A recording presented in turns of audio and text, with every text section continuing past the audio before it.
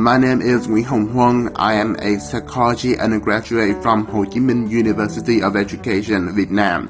And I just finished a 5-day workshop on sexuality and gender held by IMCS. So, the experience was incredible. I feel so lucky to be one of the participants. Everyone was so open-minded and welcoming and friendly, and it was great to teamwork with them to talk about all the topics. Although it may seem sensitive to other people, but we were so welcoming and was so relaxed when we talk about these topics. And it should be like that. These topics, the workshop like this should be more accessible to other people. These topics should be discussed more openly.